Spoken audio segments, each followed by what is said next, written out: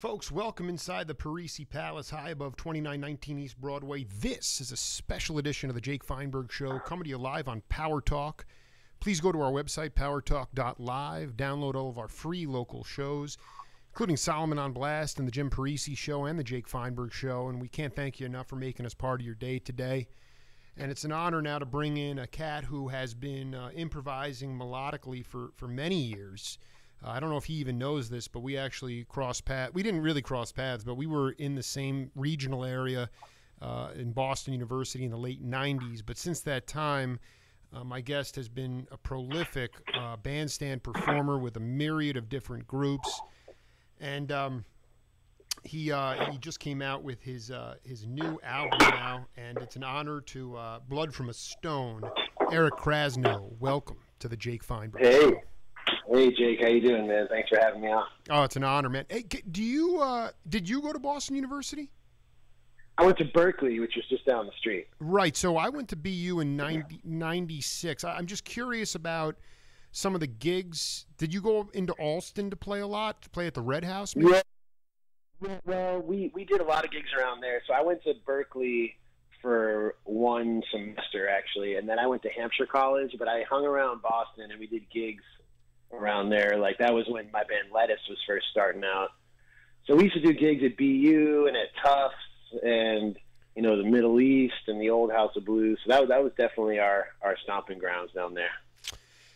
Can you talk about, I mean, it's funny because I've interviewed a ton of cats when Berkeley first opened in like I think it might have been the late 60s, mid 60s, maybe even earlier.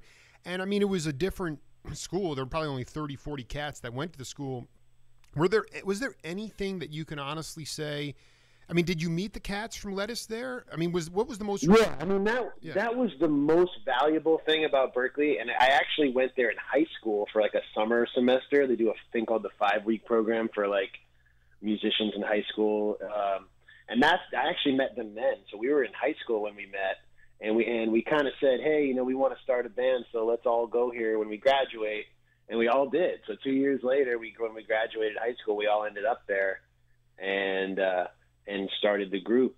And that's when we really started doing shows and playing around the area. Talking to Eric Krasno here on the Jake Feinberg Show, and you know, you've been really. How do you feel at this point in your career? I mean, it seems to me that you have a lot of longevity. You know, you've been pretty focused within your different bands. You've been able to tour, but what are you still trying to focus on and you know, sort of overcome, if that's the right word, as a musician yourself at this point in 2016? Well, you know, I've been focusing more on songwriting and singing too. You know, I've been doing a lot of production and songwriting kind of in the background. Like, I produced Aaron Neville's record this past year, produced a group called the London Souls, and I've worked with the Tedeschi Trucks Band a lot, but all kind of in the background. So in this past, you know, just releasing the new album, Blood from a Stone, I stepped forward and started singing and really kind of leading a band.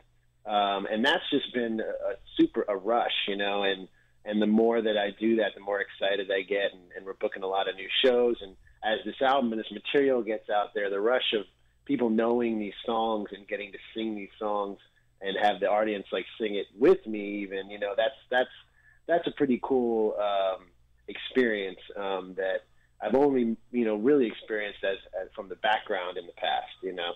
So it's been great, you know, and just as a producer, you know, every time I make a new record, I learn a lot, and I'm kind of, you know, evolving in that world, just becoming a better engineer, you know, being able to play different instruments and be able to like arrange for the artist. And that's been like an exciting thing, because when you produce, you can be in any genre, you know.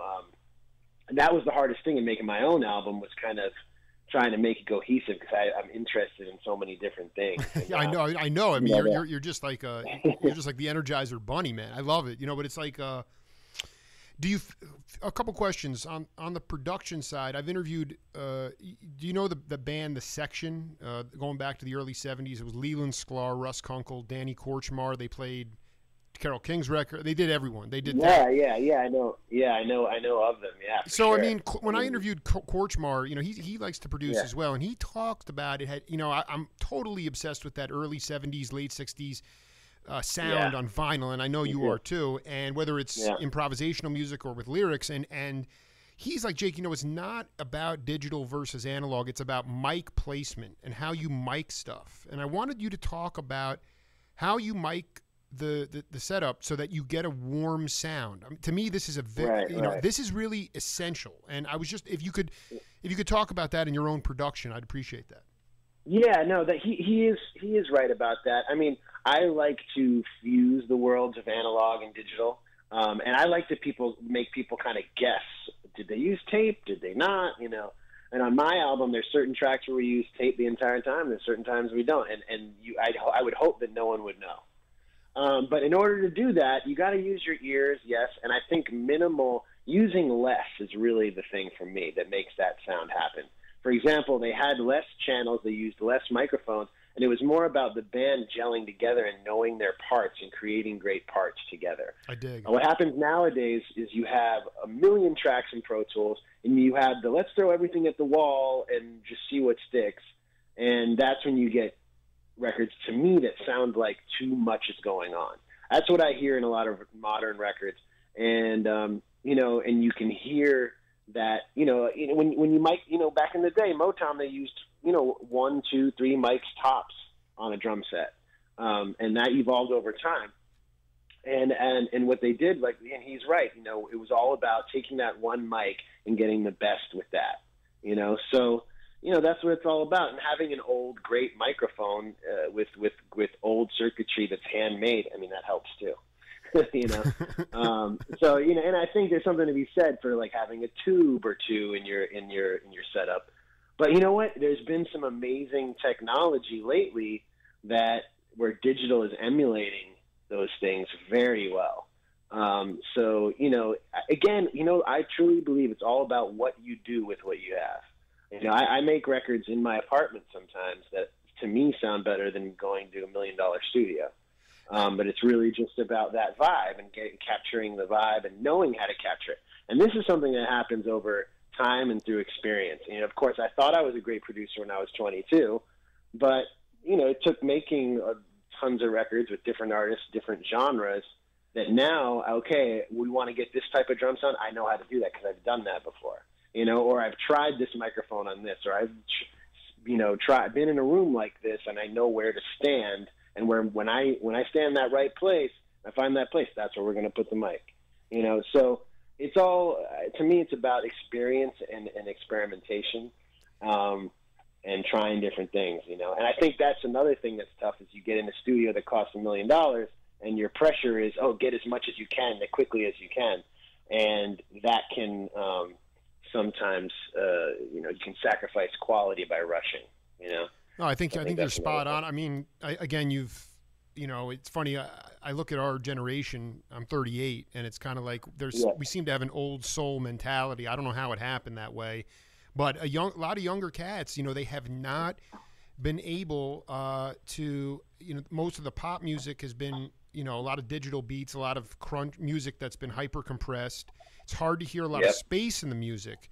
And you know, and I wonder, like, I mean, you're playing with, you know, cats like Phil Lesh. You know, I mean, these guys invented the vibe. You know, I mean, that to me, like, you know, that absolutely. You know, I dig that. But do you find that you've become a young mentor to younger kids, especially as it relates to getting them to really listen and get bigger ears and recognize space in the music? Absolutely. Absolutely. I mean, I discovered this in the last few years as I've started producing younger artists. I just produced a group called Lawrence, and they're amazing, just so talented. It's scary. And if you get a chance to check them out, Gracie and Clyde, they're a brother and sister combo with a big band, horn section, really soulful, great songwriters. So this was working with them, working with London Souls, and working with some other artists, you know. It's I always am stressing the importance of simplicity. It's all about the song. I want to hear the song. If you can play me the song that sounds great in an acoustic guitar and a vocal, then we know that it's going to be great. And then how we put it together is on us. You know, so but it's a lot of those things, and you have to learn all these different crafts so that when you get into that moment, you know which path to take. Like Phil Lesh is a great example because, yes, he's all about improv and about vibe, but he's the most prepared musician that I know. He gets in there and dials in every possibility on his bass, and he's there before anybody. He's there prepping the songs and the set list and all this stuff so that when we get there, those options are wide open. You know what I mean? Then when we get there, he's like, okay, let's take this song and just take it somewhere it's never been. You know? But in order to do that, you've got to have all those tools have to be sharp. You know what I mean? Your tools got to be ready to go. And that's something I've really learned from him is getting my sound and my vibe together before the show, and then at the show, so I can have this big palette of sounds to work with. And that's something that, even going back to Jerry Garcia, he was a master of that. He was inventing these new sounds as he was going, you know, and he was one of the first guys using MIDI guitar and using all these extra switches on his guitar to change different timbres and tones. And having a really interesting, like, kind of rabbit hole that I've been diving down into lately. What's that? It's just getting sound, like, really through the dead and through playing these songs, like getting these different tones out of my guitar, you know, and getting these different dynamics out of my guitar. Do you ever check? Yeah. Have you checked? Do you find a certain pocket of time, like the early '80s for me, is a fascinating time for the Dead, especially the sonic nature of the band. I mean, doesn't this lead also into? I want to talk to you specifically about your improvisational style, because I talked to Reed Mathis maybe 2 weeks ago, and he was. Yeah, I love Reed. He's the man, and he was talking really, really eloquently about his belief in improvisation, and that it gets lost sometimes that it's not a jazz tune where then there's this, you get to a space where you can improvise. It's more about you don't know what you're going to play next. That is real improvisation. Right. Can you talk about that as it relates to any of your bands, and whether or not you find yourself, well, for instance, like, okay, so we know, like, with the Dead, I mean, this is my opinion, but if you listen to their studio albums, you're never really going to get the Grateful Dead. You had to listen to their live shows. Right. So, I mean, like Blood from a Stone, I mean, will it be a similar carryover with as far as the length of the songs, or will they stretch out on the lot? Can you talk about this? Well, I'm a believer in the record and the live thing being very, very different. Mm-hmm. I like to craft an album in a way where it's like the song is at the very forefront, and I also like the song at the forefront live, but I also want every single show to offer a different perspective on that if possible. I mean, our goal, like the times when we're most excited and our audience is most excited, is when we hit something brand new that's never happened and it clicks in a way where the band is moving as one piece. I do. You know what I mean? Oh, I love it. I love it. So that's the ultimate moment. That's when everyone gets that big smile and the goosebumps hit, and that's it. We're always striving for that. I don't know if we always get it. We don't always get it. Definitely but not. When we do, when we do, that's kind of the beauty of it. If you got it every time, it wouldn't be amazing. But yeah, that's huge for me. I mean, and I like you said, I think the album Blood from a Stone, part of what I thought about during the record is like, oh man, when we play this live, this part's going to be like the jump off, you know what I mean, for something crazy.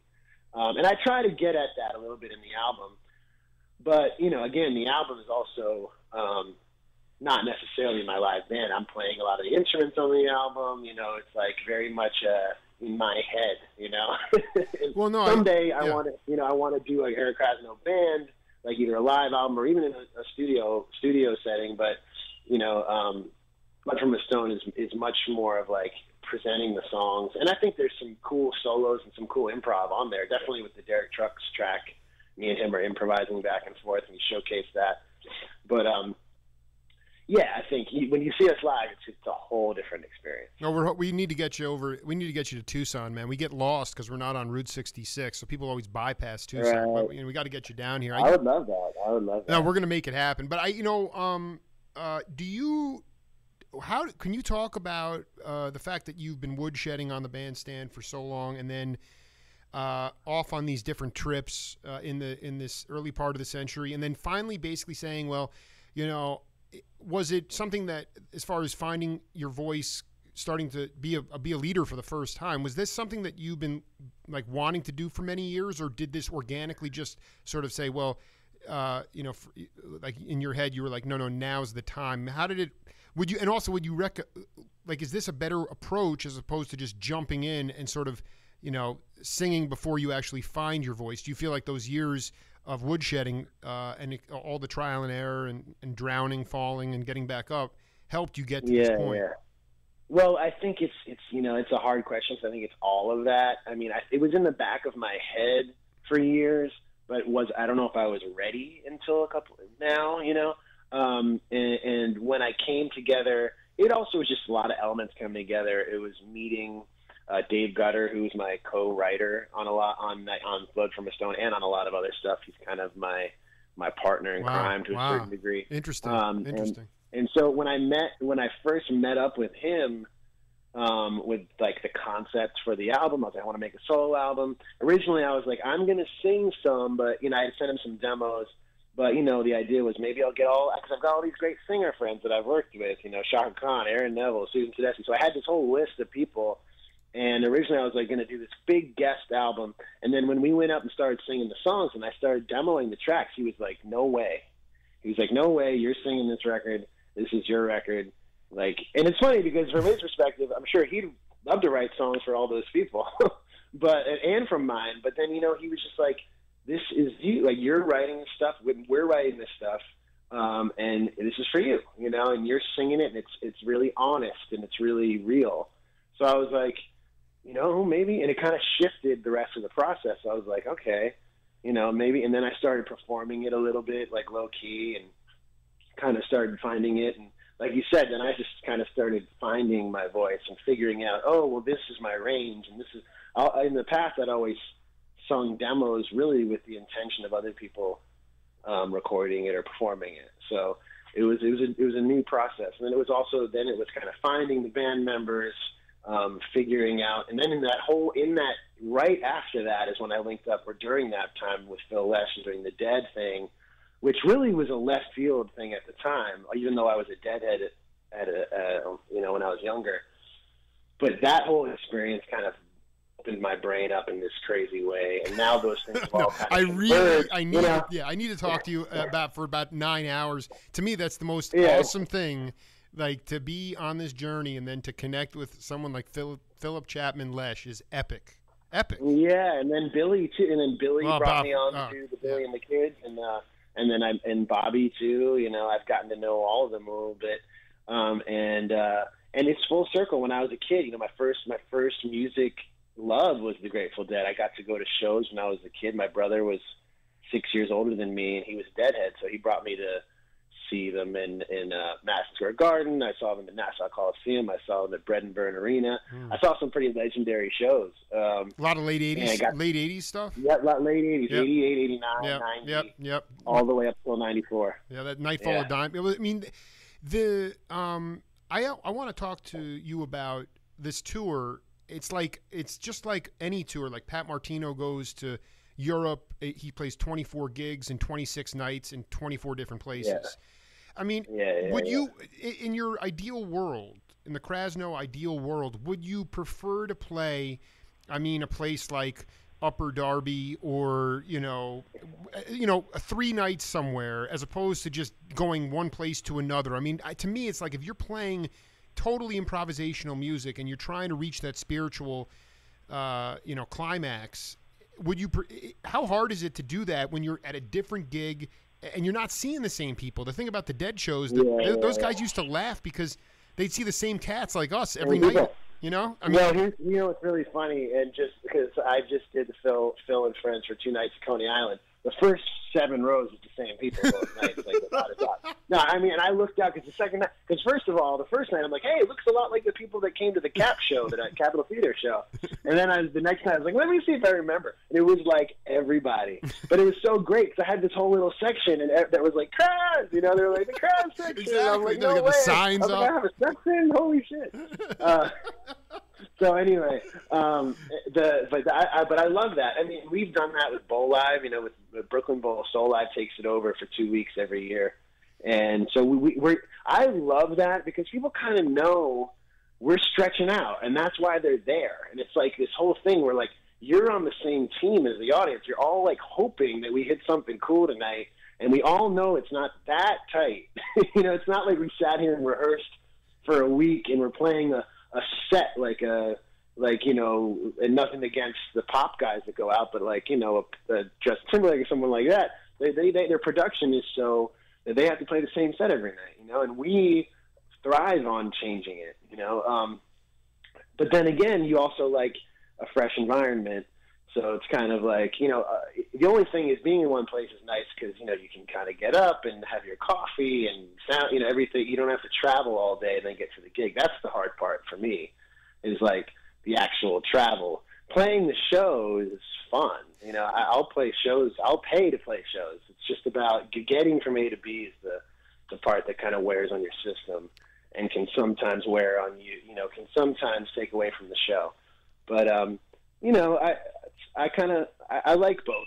You know, with this band, it's not like we have years worth of material yet. So playing multiple nights, like we're playing a few nights in San Francisco in Terrapin at Phil's venue. Yeah, sure, and, sure. You know, we're rehearsing a bunch just so we have a lot more material. So I don't want to repeat. Deadheads will not allow you to repeat songs. Right. You need, if you're going to play three nights, you need 3 different sets. 3 different sets. And Phil's sitting in on a couple of the gigs, so we're going to work up some stuff that he knows. And so, but it's great because then that expands our repertoire. I mean, the thing about Soul Live is our repertoire is so massive now because every year we have to change our set every night for 2 weeks, and all these different other people sitting in that, you know, have like our whatever you call it, our song list is like 300, 400 songs. So it's pretty amazing that we can go through that and be like, oh, let's just bust this out tonight, you know. You know, it's good training. You know, I think, you know, I just wanted I can be kind of get caught up in my hermetic bubble sometimes here, but I wanted, you know, you talked before about, you know, the sonic expansion, Lesh always pushing the envelope, progressiveness. I mean, in your mind, it's a 2-part question. How healthy is the touring circuit today? Jam band, if you want to just take that on, is fine. You know, how healthy is the domestic touring circuit, and what have you seen going on either in your bands or on bills that you share that is like that people are still pushing the music forward? I'm not talking about writing some pop song like I Love You, You Love. I'm talking about like sonically, have you noticed stuff that sort of fascinated you that shows? I mean, I'm still freaking out over Tame Impala. I saw Tame Impala a few months ago and literally was melted into the floor. It was so psychedelic and so cool and so progressive and just unbelievable. I have to give it up for them. And there was 10,000 people there both nights, just 7,000 each night. It was in Brooklyn at the Prospect Park. And so I got to give props to them. Unbelievable live show, from the production to the performance to the songs, the whole thing. Just completely blown away. And, you know, so anyway, I think it's strong because you see bands like that. And I'm sure they're getting a little bit more mainstream attention now. But there's a lot of bands with no mainstream attention that are drawing big numbers. You know, Lettuce is doing extremely well.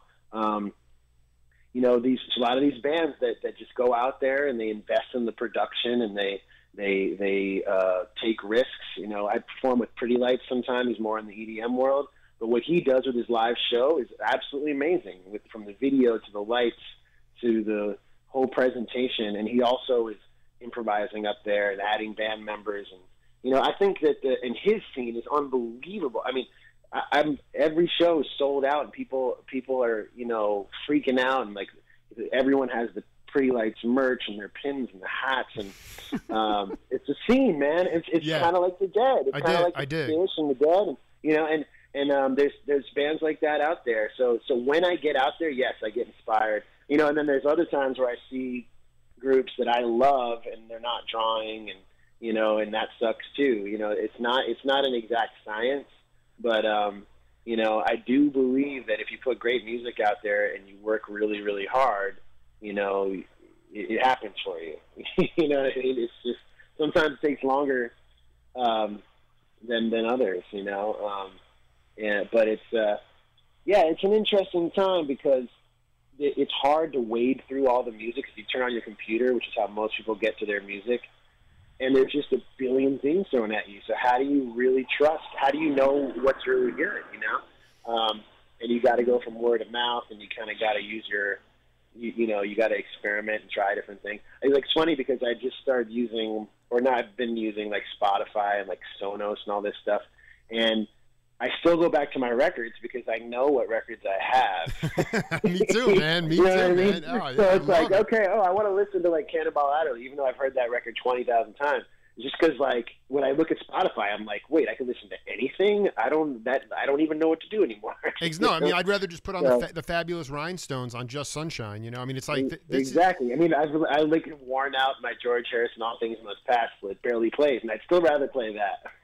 You know, I really want to do part 2 with you after the tour is wrapped up. But one final question. I want you to break this down because I get off on this. Compare and contrast the drumming styles of Adam Deitch and Billy Kreutzmann. Well, that's a good one. Yeah, that's a really good one. Well, Billy is a huge fan of Adam, by the way. He loves Adam. I love it. He always mentions that to me. He very, very, very, very, very, very different.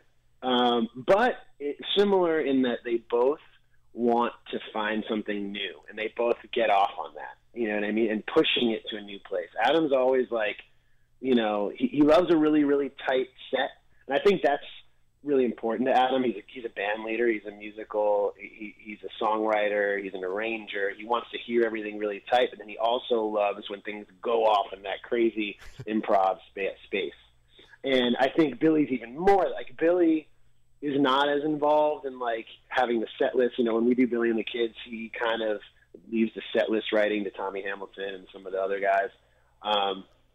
So very different in that way, but they both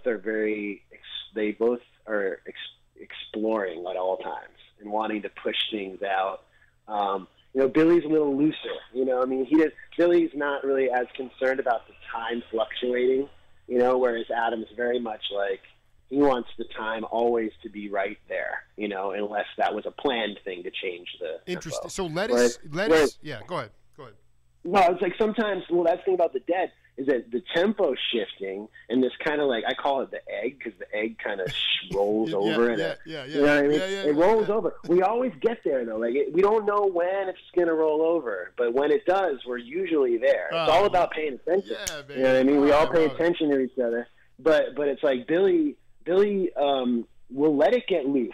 He likes that tension. You know what I mean? He actually likes that. And I discovered that is more intentional than I thought from listening to older Dead stuff after playing with him.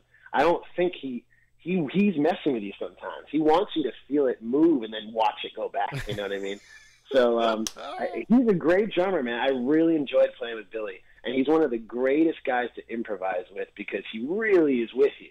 You know what I mean? And he'll push you, and he'll let you push him back. He's listening. You know. Well, I mean, he's like playing. He's playing time, but he's playing melodies over. I mean, he's just playing melodies. It's unbelievable. Exactly. But you would say lettuce is inherently like Deitch really likes. He likes to keep it. He likes to hold it down and really wants to keep it locked in. Well, his version of improvisation is playing a groove that locks in with the bass player that's brand new.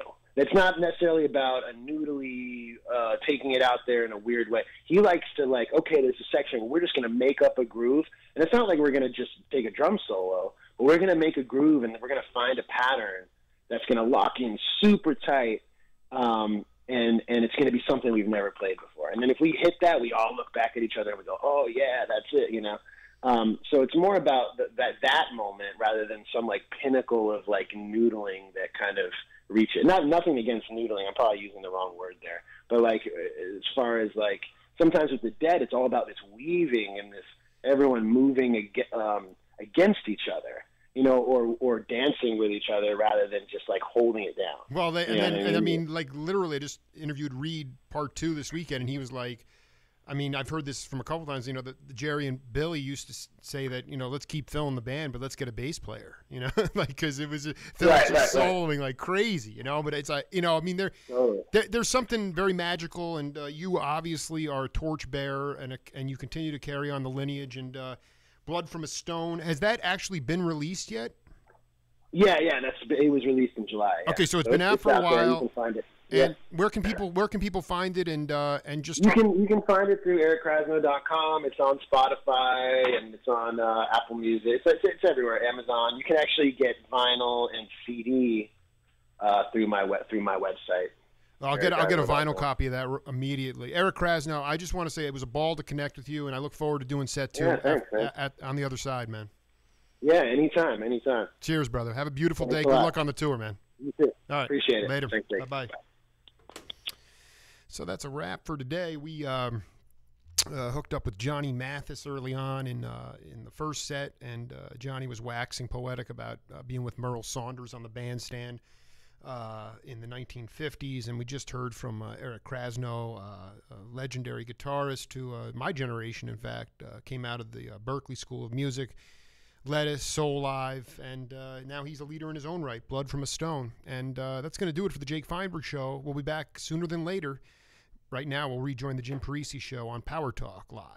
With you know, the carry-on luggage with that rolls and the handle up, you know, you drag it along on the plane and whatnot. Well, he was walking around with a couple of those, and inside